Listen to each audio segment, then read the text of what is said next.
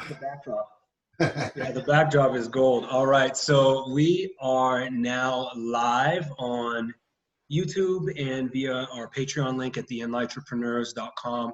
If you're listening to this now and you're checking in, please share this link with as many people as you know, or just put it on your social media, because this is going to be really practical and powerful information to help your business survive and hopefully thrive on the other side of the coronavirus pandemic that's going on right now. We are joined today by Tom Ferguson, the founder of Rise Biscuits. Before we get to the interview, Dave has a couple announcements that he wants to make. Right now, we're trying to stay nimble on our feet and pump out as much content as we can that is relevant and timely to the current situation, especially for business owners and entrepreneurs who are navigating this time, because we know, we feel it, we hear you, and we hear the pain that you're going through. So just know that we're in your corner and we're doing everything we can to serve you.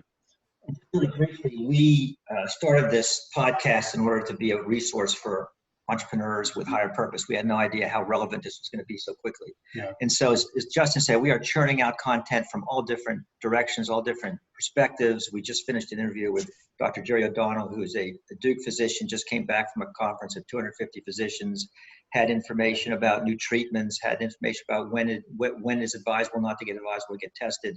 So again, just stay tuned. Yeah, he's on the front line of this stuff, so we'll be putting that out later today. Right. So they're going to be, maybe we're just lucky to have phenomenal people in our world and coming into our world. And so please don't miss an episode. And in order for them to be sure that they are subscribed and won't miss an episode, what do they need to do? Yeah, go to the Enlightrepreneurs.com. That's a hard one to spell, so you can just follow me at Justin Minott on Instagram, Facebook, all of that type of stuff. Justin, JustinMinott. All right, enough of that. We are going to turn it over to Tom Ferguson now, the founder of Rise Biscuits. He has been through a few of these major global events, and the advice and wisdom that he has to share today is, it's going to really help a lot of people. It's already helped me in my business here at Nolia Coffee, just having Tom. So thank you so much, Tom, for being you and for being willing to share your heart with people. Absolutely, man. I just want to share everything that I've gone through before and answer any questions that anybody may have. All right, so let's start with backstory on Rise and your journey there. Catch us up to now, and then just jump into the content. Dave and I will ask you questions as we go. Yeah. So Rise started back in 2012, and then about 2015 we started franchising. Right now we have 16 stores in 6 states. Mm-hmm. So we've been growing pretty well over the time. We've made a lot of adjustments recently, some which have really helped us through this crisis. And I'll talk about those in a few minutes. And the thing I want to talk about first is just how you perceive a crisis and how you look at it. Your perception is so important in moments like this. It can be as the backdrop behind me right now that we're in a war zone. I was in Honduras last week, and I FaceTimed my daughter, my 10-year-old, one of my twins, and I said, "Hey, how's it going?" And she said, "Well, the virus is really scary." I said, "Why?" She said, "It's like, I hear your lungs fill up with water and your head pops off." Wow. And I go, okay, so that's one perception that you can have. Or you can have the perception of, if I get through this, the opportunities at the other side are going to be gigantic. Mm-hmm.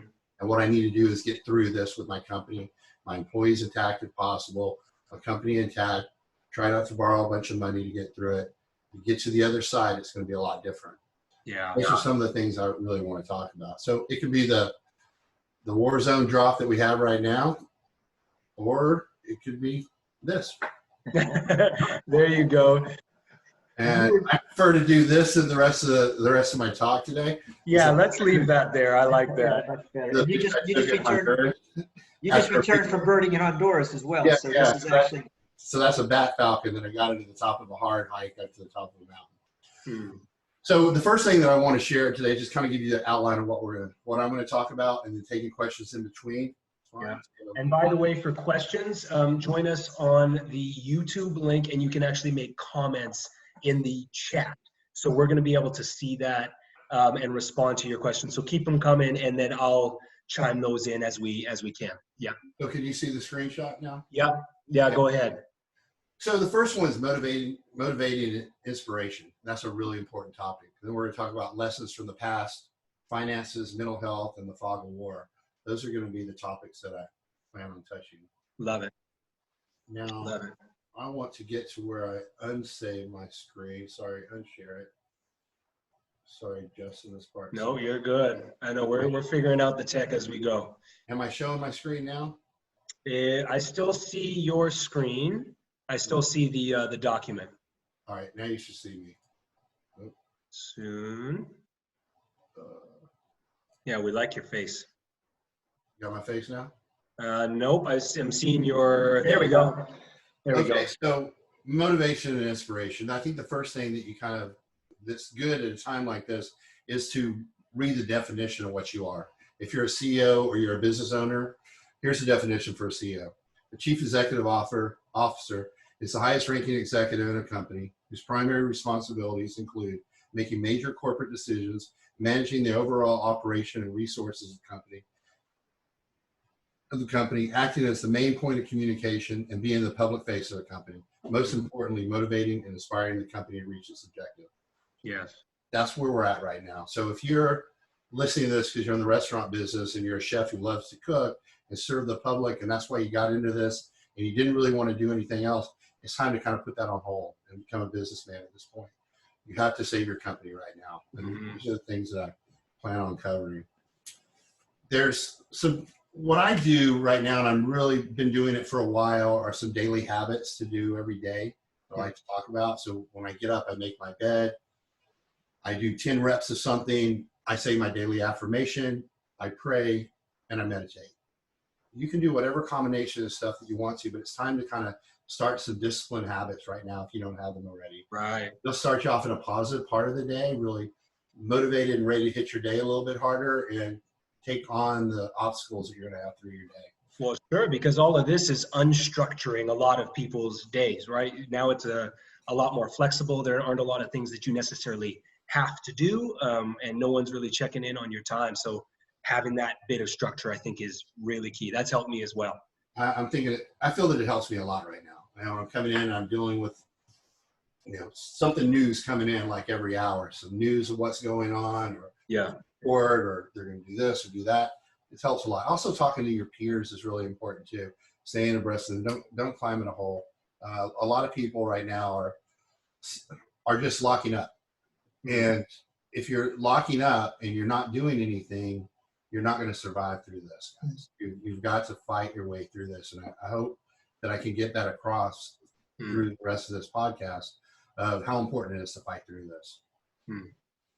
The next part go ahead, I'm sorry. No, I was going to make a point because one, you're getting an internal connection with yourself and you're getting external connection with others, and you keep both of those going on through this process. Right, absolutely. This is a time to really connect with yourself, connect with others, your employees, your customers. I was talking to my brother for a while last night, Dan, who owns Q Shack, and we both, to an extent, feel energized through this process. We're digging deep in and saying, no one's taken this 30 years of our life away from us, what we worked so hard to get to. We're not going down without a fight. If our companies go down, the whole damn thing's going down. We'll fight right all the way through it. Right. So it leads me to some lessons from the past. There's a really important thing that happened in my life when I was in Ranger School. And in Ranger School, you're like in 5 different leadership positions. And this one particular one that I was in, I was the platoon leader. So I was in charge of, I was even 30-something people doing a mission. It was a helicopter ride. We rode in and we landed. We got out, and the Ranger Sergeant threw down a simulate incoming artillery. And I said, 500 meters, 12 o'clock, and we all ran and spread it out. Then he threw them down again as we were reorganized. I said, 12 o'clock, 500 meters, we spread out even more. Then he threw down some more simulators. 12 o'clock, 500 meters, we ran out, and we were all spread out all over this mountaintop. And he came up to me with a map, and he said, where are we, Ranger? Where are we, Ranger? Where are we, Ranger? And I go, I don't know where we are. How can I know where we are? He goes, you're done. Next person up. And I go, fuck. So I have to go back to the line. We did our maneuvers all night. The next morning when he gives us our grade, he called me in and said, hey, how do you think you did? And I said, well, I think I failed. He said, you failed. Do you know why you failed? And I said, I didn't know where we are. I lost, count of where everybody was. He goes, no, I didn't know where we were. Nobody knew where we were. You failed because you lost your composure. Wow. It's so important that when you're in a stressful moment, That's you're powerful. the leader of this that everybody's looking to. You have to keep your shit together. That's what this is. It's a leadership school. Put you under stress to show how you deal with stress.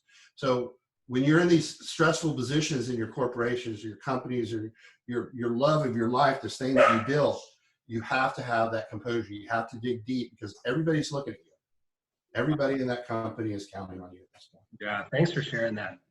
So, which takes me back to when 9/11 happened. That was really early on, like a year into my first company that I had, Durham Catering Company. It passed relatively quick. It was a little bit of heartache, set me back a little bit, but it was not a big deal. But You're talking from a business perspective, from an economic perspective, right? from my business perspective and my certain situation that I was in. Yeah. 2009 was a different thing. For me, 2009 happened, and I had a catering company that was pretty big at that point with a lot of salary employees, a lot of part-time employees. And the bottom dropped out of catering. Duke University was about 60% of my business. They stopped doing catering. Mine was probably 30% of my business, and they all started using local barbecue places to do their weddings. Wow. And then parties for people who had a fair amount of money was in the rest of my business, and most of those people stopped throwing parties because they didn't want to flaunt their wealth during a hardship. So I was in a really tough position at that point, and I had an older gentleman come in and visit me in my office and sit down and tell me, "Tom, you're going to be okay. You're going to be all right. I watch you do business. You do business well. You're going to be okay. You got to fight yourself way through this a little bit, but you're going to be okay." And that was super important to me. So I want to tell anybody out there, I don't know you, but if you run a tight business, you're going to be okay. If you keep fighting your way through this, you're going to be okay. And I think that's a really important message for us to be reassuring the people around us that if you do everything that you can, if you get creative, if you talk to your people, you talk to your providers, do everything that you know you need to do deep inside. If you do those things instead of crawling a hole, you're going to be okay. Yeah. Well, and one thing I'm seeing, I'm in Durham, and I just think Durham's the greatest city on the planet. There is a ton of collaborative spirit, even amongst businesses as well, to say, okay, look, we're getting through this together. It's not just me fighting on my own, but even, with me at Nolia Coffee, we're collaborating with a few different businesses to help each other and boost each other's revenue and morale really at the same time, so that we're working on getting through this together. So I think that's huge. It's priceless, priceless to talk to. What I want to go through now, which I think is something that's probably the most important thing I'm going to talk about, is I'm going to go down the P&L for one of my Rise locations. So this is the P&L prior to, so we do periods. We do 13 periods a year instead of 12 months.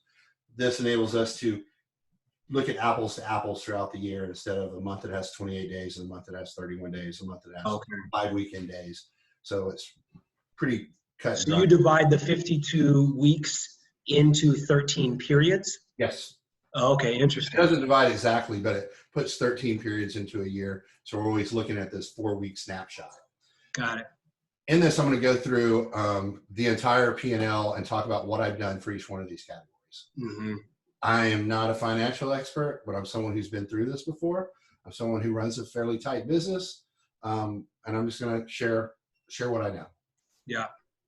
So you should see it on the screen now. I see a bird. No, you don't see the. No, I see a screensaver. I don't see the document. Not yet. Seeing some birds, which are quite nice as well. You should now. There we go. Okay, so you're looking at my downtown Rise locations P&L at this point, and starting from the top, you see can you see my mouse? Yep. Okay. So you see our total income of $57,900. So that's the money we brought in. People who may have questions about how delivery works for us, since we moved to delivery pretty aggressively over about the last 9 months, you can see that it represents almost 25% of my business now. Wow. Is delivery, not people coming into your location. Correct. So incredible. Tom, just briefly, how long ago did you start making that transition to focusing on delivery in addition to in-store? We've been making it for about a year, but we started pushing it really hard about 9 months ago, and we were totally in about 6 months ago. 6 months ago. So you were well ahead of the curve of what everyone's scrambling to do now by necessity.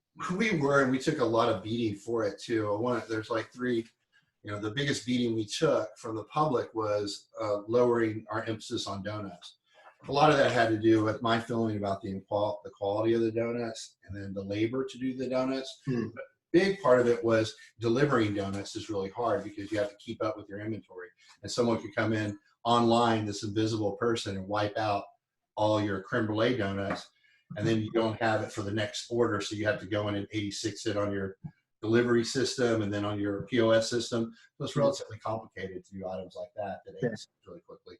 So that was a big reason why we got rid of it. But thank God that we did, because being moved into this emphasis on delivery, which you see this company's almost 25%. I have other companies in our system that are 40%, other companies that are over 50% delivery. Wow. The bigger the urban area, the bigger the delivery percentage of our sales are. And when we were sitting down for coffee a couple weeks ago, you were saying that you think that this is really the future of the industry, regardless of current coronavirus situation.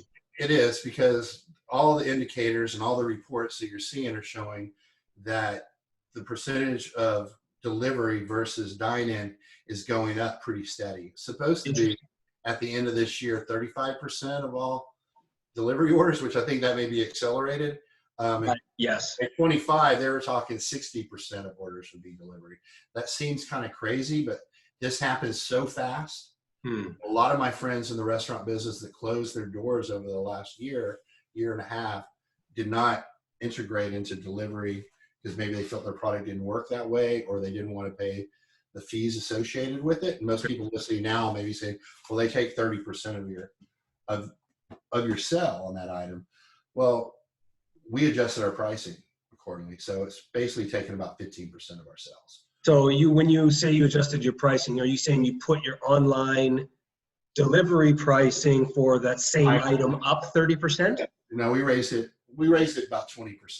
20. Okay, so you're still eating some of it. Yep. Okay. Of it. So we're eating about half of it now. And at the bottom, I'm going to show you what we end up paying for delivery too. So you'll see. I want to make one real quick point here, Tom, because I think it goes back to what you say about seeing opportunity here. Because it seems like what's happening now is just disrupted everybody's plans, and we're thrown into some chaotic period, which we are. But if I'm hearing right, basically this was a trend the trend towards delivery was already happening. In a way, what's happening now with the virus is accelerating that. Yeah. So a lot of people are trying to get into delivery really quickly right now. Okay. It takes a little bit of time to understand how to run your operation that way. Yeah. You have to make some adjustments, but people will make those on the fly. When we're done with this thing, I don't see delivery going anywhere. I see a lot of these companies continuing to do it as we go forward. Yeah, great. So when we go down here, we've gone through we'll go to the cost of goods. So our cost of goods for food costs is just under 25%, and our total cost of goods is about 31% for that period. For a little bit lower than that, but that's where we are. This is period 2 is one of our 3 slowest periods of the year. Okay. Then we go to payroll. Our payroll was at 25.41%. That's really solid for us in our company.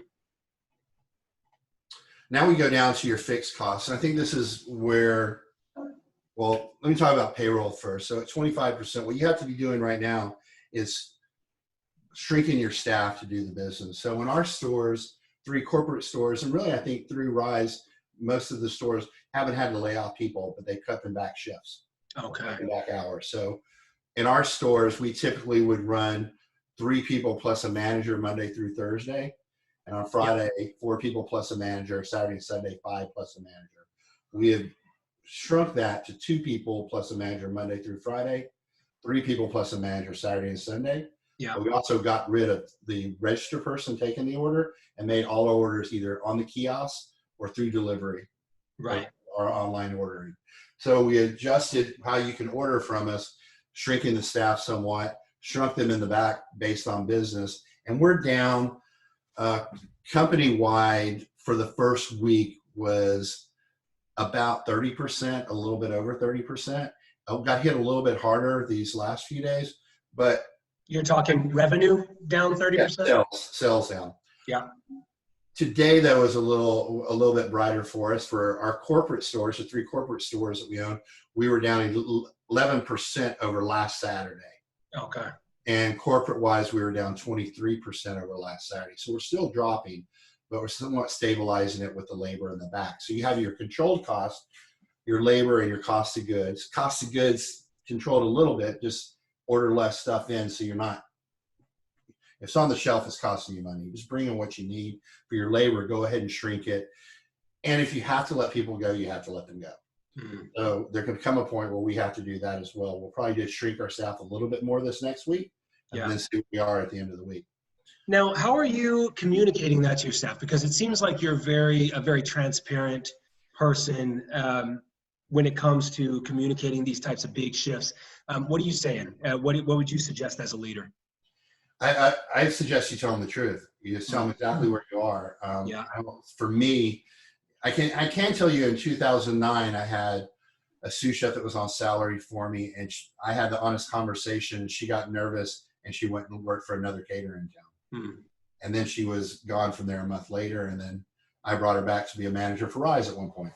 So you just have to say, hey, I'm going to tell you some scary stuff. But if you look out the window, you can tell it's scary stuff. Right.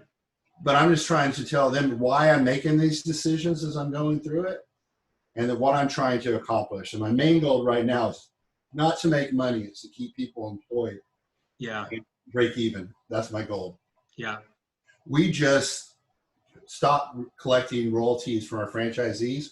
We said, you don't have to pay us royalties right now. We'll judge this on a week-to-week basis to try to give them more power to go forward to. So we're trying to give them a break so they can survive and get through this. Yes. And I'm telling them the same things I'm going to tell you guys right now about the other costs, your fixed costs in your company, and how to kind of maneuver your way through this process. Yeah. Okay. So when it comes to insurance, you have to pay your insurance. You need to pay that, or they're going to drop it. You're not going to be covered if something bad happens.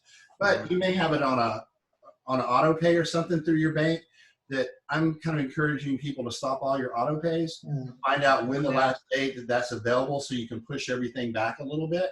Yeah. But I don't suggest that you default on your insurance. Right. Utilities, the same thing. You may have those on auto pay. Get them off auto pay if you can, and push them back and pay them at the last point of the month that you can pay them. Right. Well, and from Duke Energy, I know there are some potential options to defer some payments as well. So there might even be that option.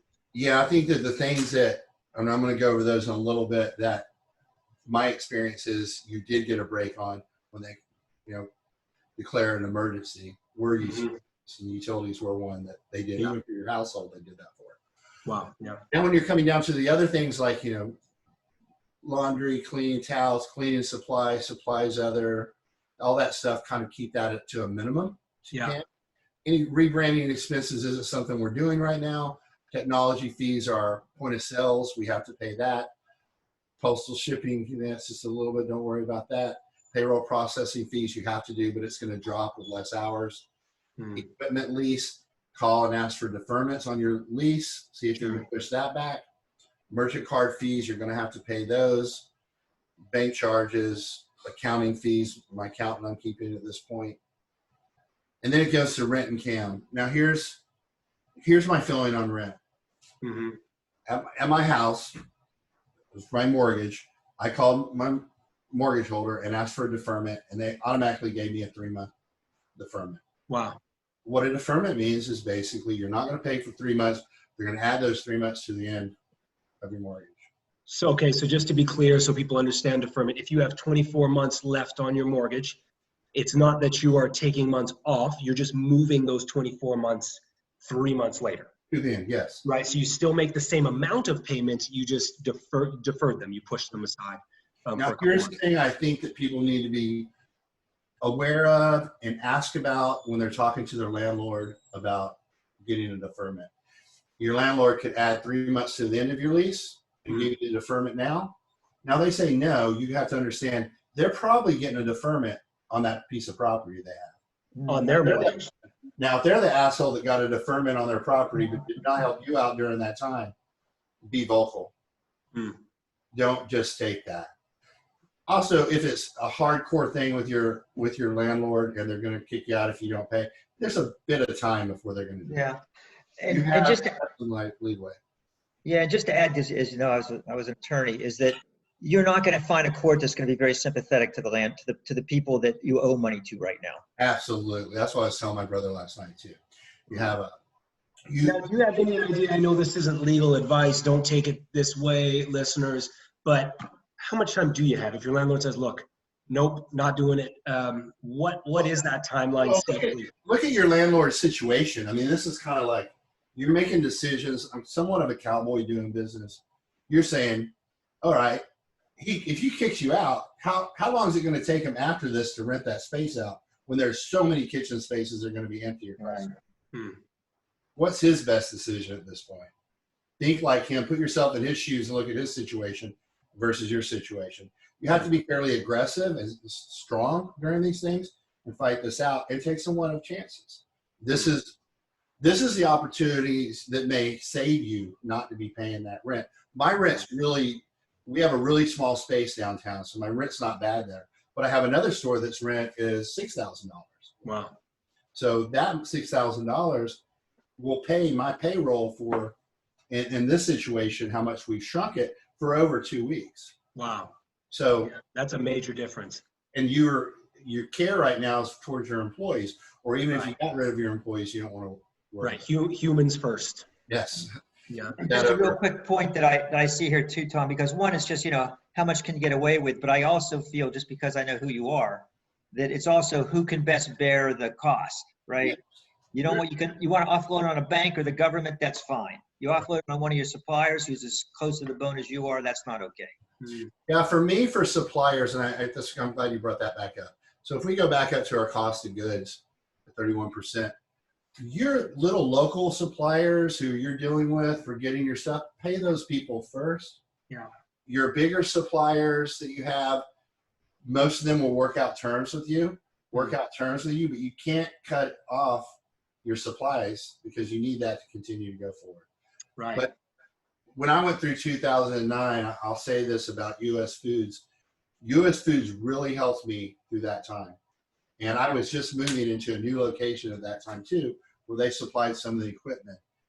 After 2009, when I started Rise and it became big and became a bigger account, and I was talking to a lot of other suppliers, when they were all apples to apples, I chose US Foods because US Foods took care of me during 2009. That loyalty that they gave me then, I continued with my growth to continue to give that to them. And I think that's really important if you make it through this to start thinking about the people who help you as you're doing as well. Well, and I would even go a step further to say, be the people who are helping others, because that's exactly how you're going to be remembered on the other side of this. Is you're someone who served, you're someone who gave people opportunities and helped others during this time. And I know for me, that's been the one thought that I keep coming back to when I think about pivoting my business at Nolia Coffee. It is, how can I serve? How can I serve? How can I be a benefit to my community? How can I make other people's lives better? And it, undoubtedly you actually come out with the better business decisions when you think about how you can actually serve and how you can be a part of what's going on. So yeah, thanks. Whoever makes it through this is going to be a way better business person than they were before. So many lessons to be learned on going forward, from how you treat your customers. You're focused in on it now even more than before. How you treat your employees, you're thinking about that even more. Yeah. It's a way nature kind of does a reset. It's back on board. After that, we talk about the taxes that you're paying. So you have your sales tax. They're giving you no interest and late fees, or no late fees going forward. My suggestion is you file your sales tax, but you don't pay it right now. So we filed all ours. It was due last Friday.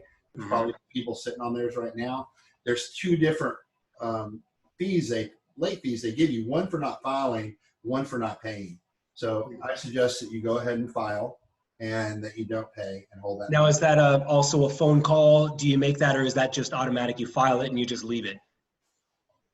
I don't know that part. Okay. I don't know that. I just know we just filed. And then, Got it. Okay. Let's keep rocking. Down here at the bottom, you're going to see our expenses for for delivery. And I think this is something that people are really curious about now that are trying to jump into delivery. Yeah. In this particular store, we paid $3,618 off of $14,433 for the sale. Okay. So you're paying a high amount for that, but at the bottom of the day, at the end of the day, it's worth it because you're getting that business in and you're able to keep going. Right. This store, I have a great manager in there with Jason, making 20% profit in the store. He does a great job with that. Wow. That's beautiful. Good job, Jason. If you're listening, you're doing great. And also, just real quick, we're starting to get some questions in. If you think of a question, write it down now before you forget it. Yeah. It'll help us integrate it into the flow. Well, and I would even say put it into the chat so that we just have it accessible.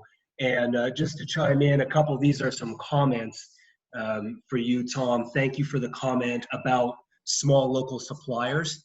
And then the other one was from, my buddy Dorian at BU Cafe. Great conversation, good advice, Tom. So he's really enjoying it. BU, we're with you in this. And then Phyllis from up the road at JC's Kitchen. Thanks for the information during these times. So yeah, anyway, really appreciate you guys. Keep coming with the comments and the positivity so that we can let each other know that we're in this together, and also come with some questions. Oh, and then the first comment about the local suppliers is from actually our bookkeeper at Nolia, Tiffany Griffin. So that's great. Tiff, is good to Like you said, keep playing your bookkeeper. Oh yeah. Right. Keep paying your bookkeepers. I hear you, Tiff. I've been with my bookkeeper for 20 years, and Phyllis does a great job balancing this all out. And I'm at, especially in the restaurant business, a lot of us use her. She has about 25 clients, and she's having to balance everybody's world right now.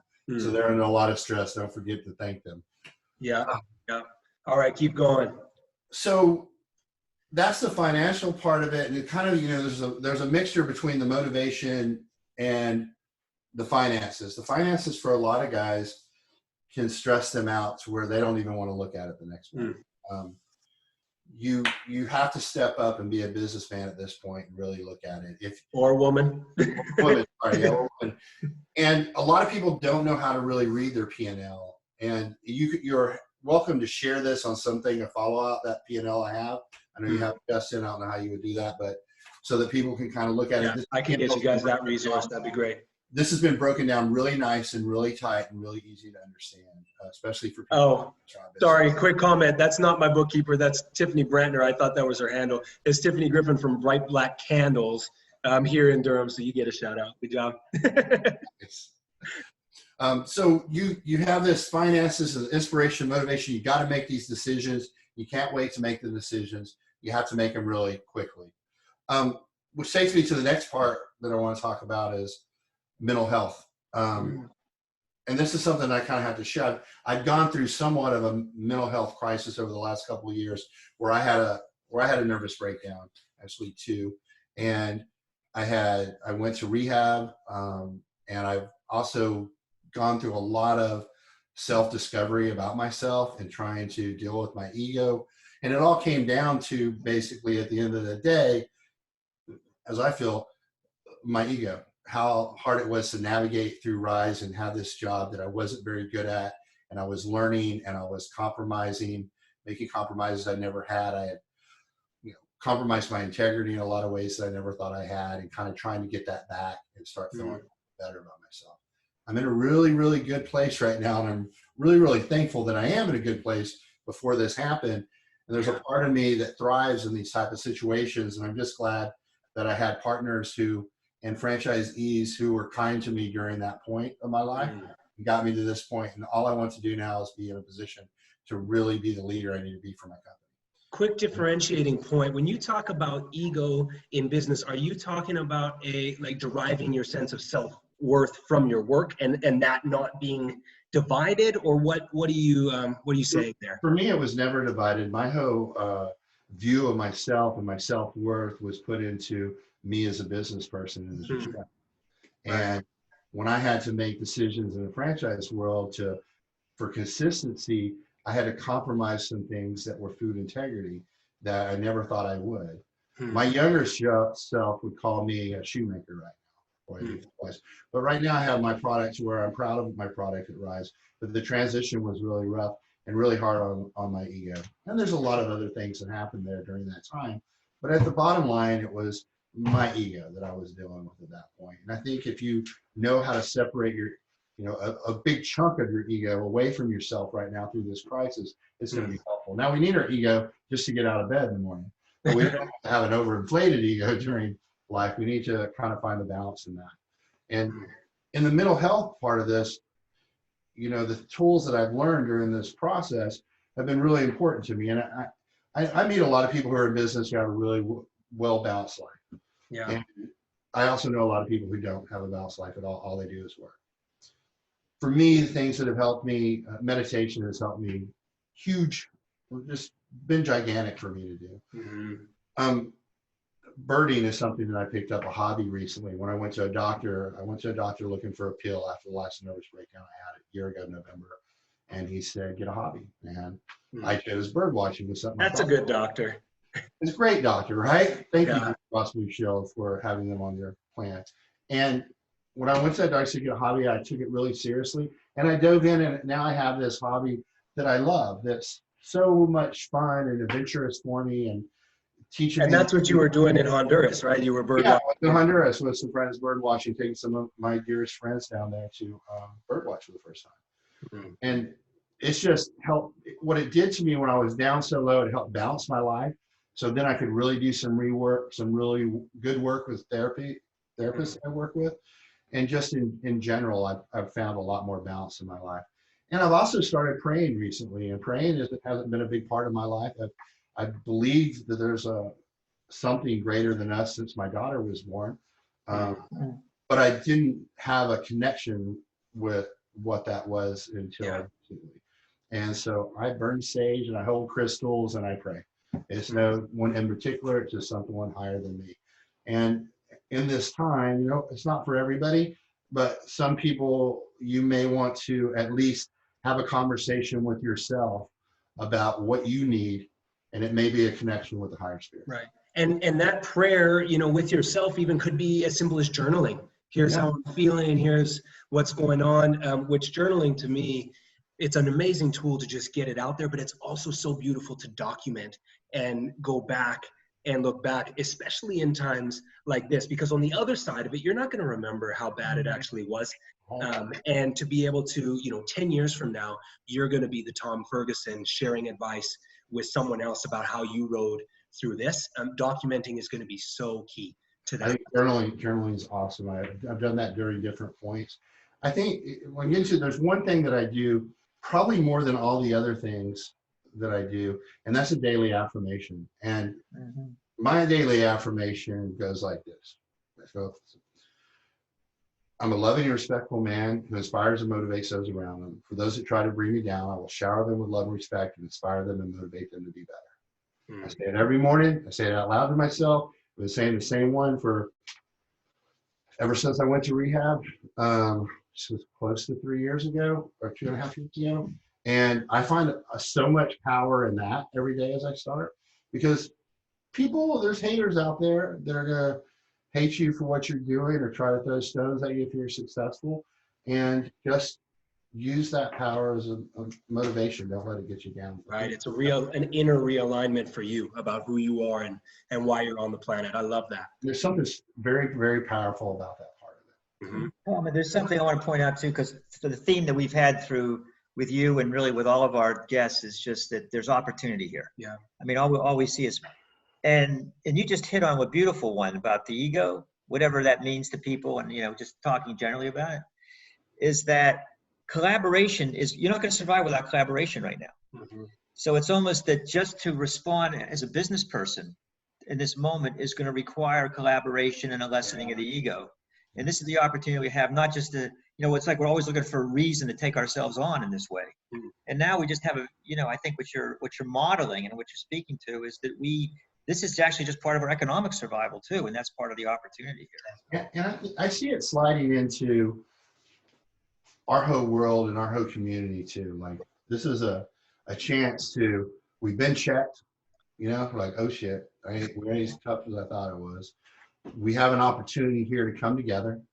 If you go back 3 weeks, this country was pretty divided. It's still divided, but there's a little bit less of that friction right now. Yeah. There is this feeling from the left and the right saying we're all in this together, and there is this understanding of that. And I think that for a generation like mine, which I'm the last year of the baby boomers, and for Generation X following me, and for the millennials now, we have an opportunity to be the greatest generation. We have a chance to be what our ancestors were. We have a chance to turn this generation of greed and me into something more consciously connected. And if I have a hope for this, that's my bigger hope than we get to I would rather not get to the financial levels that I was before. I would be much happier with a conscious connection with the world a little bit better as we get through this. And I think we have that opportunity.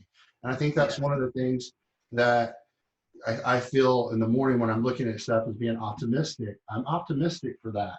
Yeah. So we shouldn't squander that chance we've been given right now for something like that.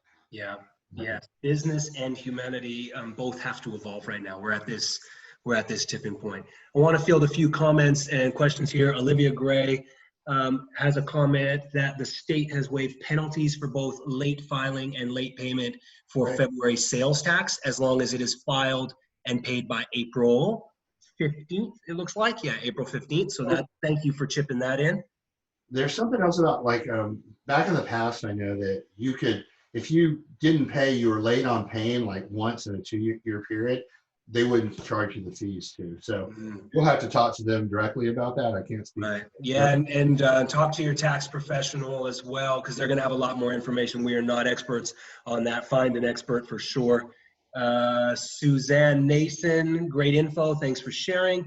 Dorian, we have a question here. Can you share any advice, lessons learned from doing delivery? You mentioned earlier that you made a couple of mistakes, but adjusted on the fly. What were some of those mistakes? What advice do you have on that? Yeah, there's a couple things with delivery. Number one, the complexity of doing the donuts, things that you run out of really quickly, are because someone orders a creme brulee donut, the driver comes to pick it up, you don't have it, my store will replace it with something else. That client's pissed off, right? Okay. So there's ways to adjust it, but they're kind of complicated when you're in the heat of the moment doing it. It's your best choice if you're just jumping into delivery now is to shrink the menu. Don't try to do your whole menu. Do things that you have plenty of to do. Right, that you can bang out. Relatively simple.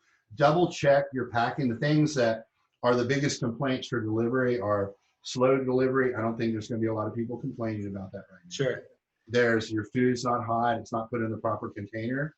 Or they didn't get the correct order, or something was missing. And those are the killers. So out of our 16 stores that deliver, if stores weren't doing a good job, you could tell because drivers weren't coming back to pick up food. If a driver came and waited 15 minutes, he lost money by picking up that order. So he wasn't going to click on going to your store next time. Okay, so what are the big things? Get this and this right when it comes to delivery. Get the order correct and don't forget anything. right. No, it's simple, but it takes a lot to do. Simple, but it takes a lot. We have a little cheat sheet sign in there that tells people those 4 points to concentrate on those. We have systems for making sure we have everything in there, utility, everything that they need is in there. You just can't rush. It's not like taking a plate to a table and then saying, oh, I wanted sauce on the side, where they take it back in and put sauce on the side. Right. If your driver's got to come all the way back, it's not going to get fixed, right? Right. It's going to be someone upset, and they can go to delivery service and they can say, hey, take this off my bill, and then you'll get that. So I think that's really important.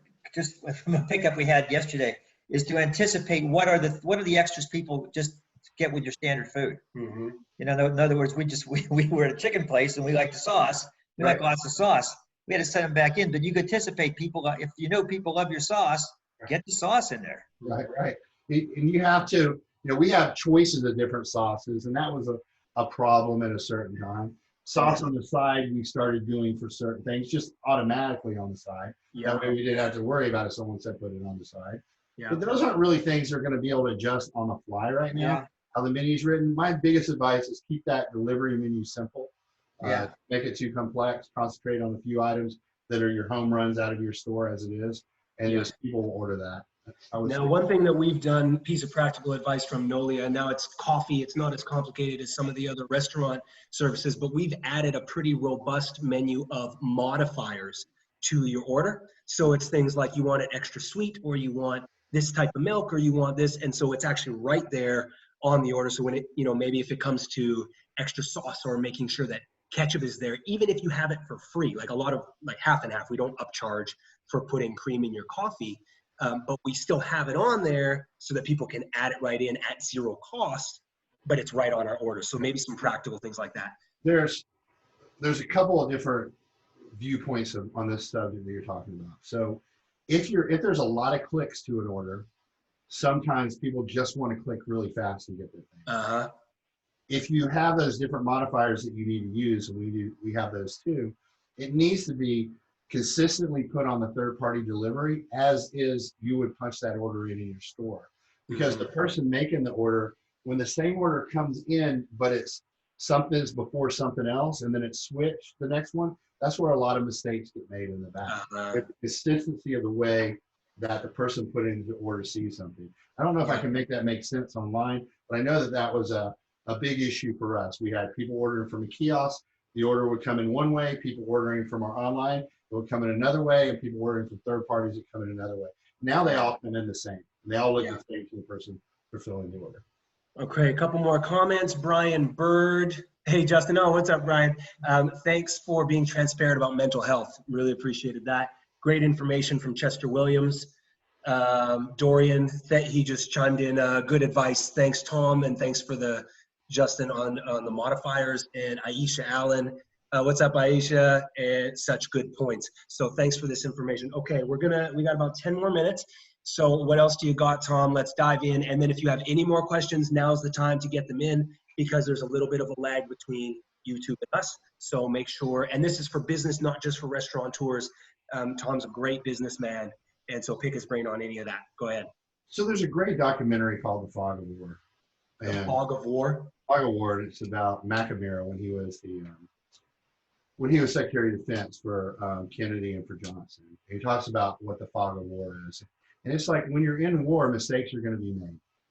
They're going to be made. They're going to be made by everybody. They're going to be made by our government. They're going to be made by you. They're going to be made by your employees. And that's just one of the natural occurrences of going through something like this.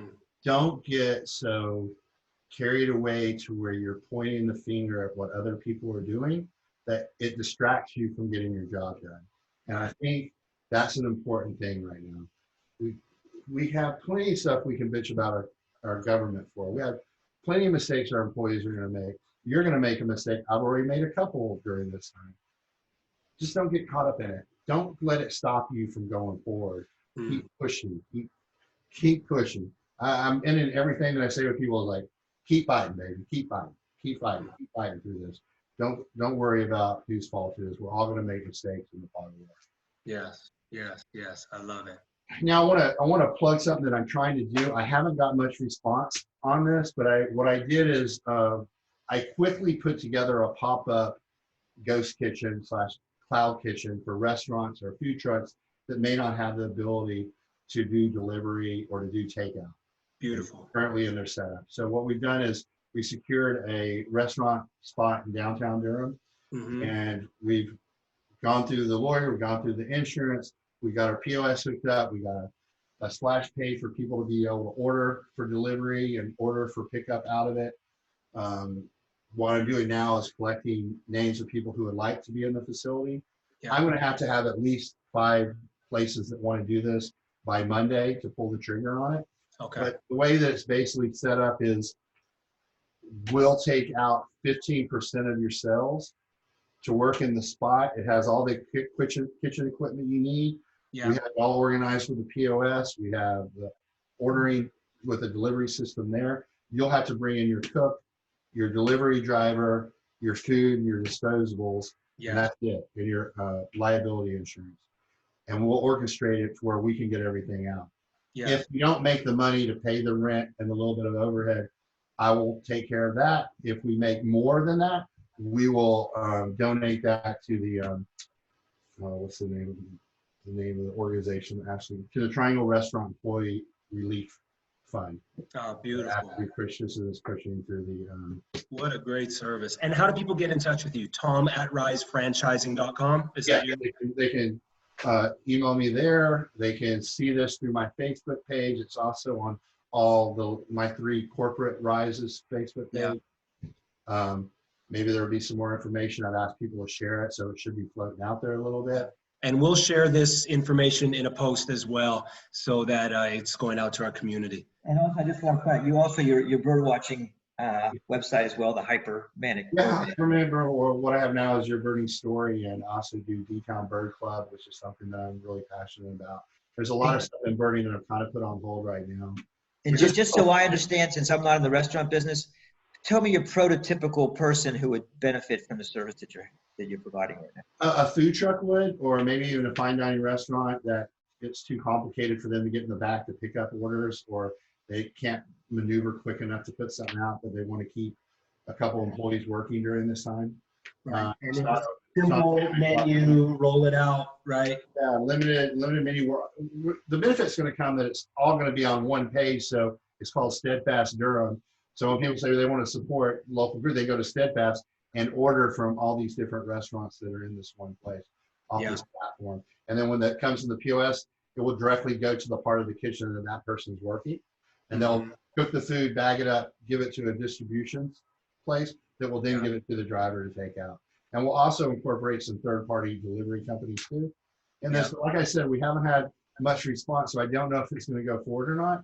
But I do like the idea of Steadfast Durham. I like the name of that. And we may change that into Steadfast Durham being a Facebook site where people can share what they're doing, kind of like you're doing here, in a verbal way of how to help other people or kind of get resources out. And I want to do a call to action here we're getting all these comments, and I know everyone's so appreciative for what you're doing.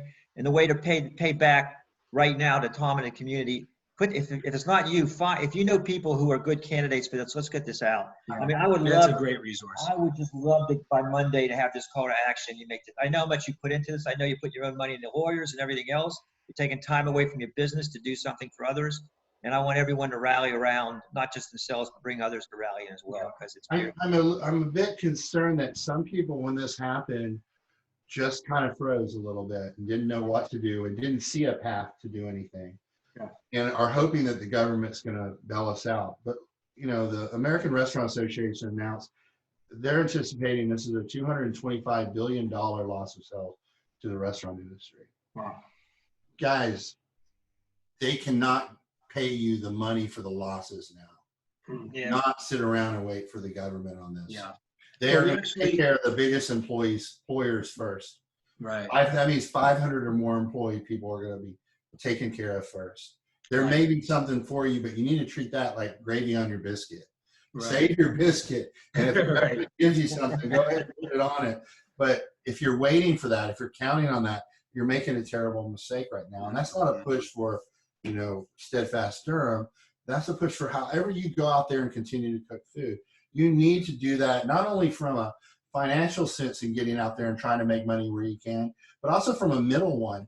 Just getting out there and moving instead of sitting at home and watching a movie or pretending this isn't happening. This is happening. Yeah. And best case scenario, by the end of April, it's all kind of washed away and we're back to normal. Sure. Worst case scenario. A couple more questions here. One from my social media advisor, Aisha Allen. Do you feel like there is an increased need for companies to have an online presence during this time, especially restaurants? So not just for the ordering, but getting on social media, getting on those types of. I think most people are now anyways, and restaurants are. I think communicating, you know, one of the things I said in that other video we did is get out there and talk to your customers and let them know what's going on in the company. Right. Let them know what you're doing for their health and welfare, for your employees and everything. Just have these open conversations with them about what's going on. I think. You know, and a lot of that is happening on social media right now, real time. I'll say for Nolia Coffee, we're heavy on Instagram and having a lot of amazing conversations with our community and our customers through that platform that's kind of real time and getting some really great feedback. Real quick, because you made a point in the other one I thought was great. You said go through your customer list. These people are your clients. Yeah. They see what they want. Actually get on there and say, hey, can I help you? Right. being proactive with that. I wanted to make sure that bit of advice got into this as well. And then last big question here. Have you ever borrowed recovery money? So this is really practical, like those offered by the SBA. If so, how was your experience? We were just on a call yesterday or on a Zoom where they were sharing the SBA current program. It's 3-point-something% SBA loans that they're offering out. What's your feedback? When would a company use that so that it's not a burden to them? I'm going to tell you, there's two experiences. One in 2009, they did this emergency relief fund to borrow money. Yeah. And I had perfect credit. I'd been in business for 10 years, was doing well, and they didn't give it to me. And then I heard later they only gave a few of those away. Mm. I was pretty upset because all the money went to the bankers at that point, right, to save them. It didn't come to us. Mm. Now, this one I think is going to be a bit different where they do give loans to other people, but you have to be extremely careful. You can't dig a hole right now so deep that it's going to take you years to get out of it. Mm. Try to fight as much as you can to get through this without taking that loan. I know it's easy to just say, yeah, I'll just get a loan or get a loan for it now because they're putting it out there. But make that, and even if you get it, maybe you don't have to spend it right away and hold back and get part of it back away when this is over. I see if you have a line of credit with the bank, I've already pulled that out, held that so that we have it as an emergency fund. But you have to be really careful about getting these other loans. I'm getting emails every day about loan here, loan here, loan there. Yeah, I don't want to get out of this and owe a lot of people money. Right. I want to get out of this and get back to normal as fast as I can. It may not be possible for you. Right. So your advice, avoid it as much as possible. As much as possible. And, but if you can't have it as really an emergency cushion, not something that you're relying on to get through this time. Right. Am I hearing you right? That's my advice. Yeah. And I think it's a really good point. It goes back to so much what you said is that this is challenging us to bring out the best in each of us. And it's so much easier to borrow money than to become a better entrepreneur who makes more money. Right. So I think there's a way of saying, hey, I'm not going to take the easy way out. That's the old way. I want the new way. I want to become this person that doesn't need this money. Yeah. If you're sitting there and you're waiting, well, I can get in there and kind of fight, or I can just close down my restaurant and get my loan so when it's over I can come back. I think you're digging a hole for yourself. I think you need to do a combination of both. Fight your way out. If you still need the loan, get it. Spend as little as possible. Yeah. Just get out of this as fast as you can. The cash flow is king. The opportunity on the other side of this is going to be gigantic. Yeah. A question from Marissa Garcia. For Steadfast Durham, does a business need to put any money up front to be able to join? No. In and out. Up front. You're just taking the 15% as the overhead. Out of their charges that we're collecting, and we're paying your taxes for you, and we're paying the credit card fees. And you're bearing all the risk and all the upfront expenses. Yeah. I don't know how else to say it to other people. This isn't a business opportunity for me. It's a way for me to fucking try to help some people in my community that fucking gave me so many chances in my life. Wow. And Tom, one thing I want to say, I know we're out of time. Leadership, I've heard, is when you talk from it rather than about it. And it's just so clear you're talking from it. Yeah. And that's the leadership. I mean, the leadership that you are manifesting and the model you're doing is just, it's as priceless as your words. So I just want you to know, and I know what a man of heart you are. I think everyone can see what a man of heart you are. And you're who we want. You're the kind of person we want to be. And we will be through this process. Well, I'm only trying to share my experience. You know, like I say to a lot of people, if I can't share my shit with you, then you're going to step in it. What good is that? That's good. There's one last thing I want to leave you with, because I think we're getting to the end. Yeah. And, you know, you may be think it's cheesy or not, but Tim Tebow said something back in the year, I think it was 2008, in the Promise speech. And I think that all of us need to check ourselves out a little bit. And I just want to read the Promise speech to you. You'll never see any player in the entire country play as hard as I will play the rest of the season. You will never see someone push the rest of my team as hard as I will push everybody the rest of the season. And you will never see a team play harder than we will the rest of the season. Tim Tebow, the Promise speech. Guys, thanks for giving me the opportunity. Tom, you are a beautiful soul. I got to say, too, for all of our listeners, Dave and I are really working hard to help entrepreneurs through this time. Reach out to us. We have an incredible business assessment and offering even feedback and resources like Tom, if that's who you need. Like, we're connecting the dots for people. So if you're a restaurateur, we feel like someone else can help you, just like, please reach out. We're here, we're in your corner for you. And again, same like Tom, we're not just using this as a business opportunity. We genuinely believe that we have things that can help people get through these stormy seas. So reach out. Social media is probably my easiest. Justin Minott, M-I-N-O-T-T is how you spell my last name. And be in touch. Lots of love. Keep fighting. Keep your mental health up. And Tom, I can't thank you enough for this advice. It's been great. And Tom, I'm just so proud. I'm so proud to have you as a friend. Thanks. Lucky to have you as a friend. Thanks for giving me the platform, guys. Love you guys. Good luck. Love you. Back at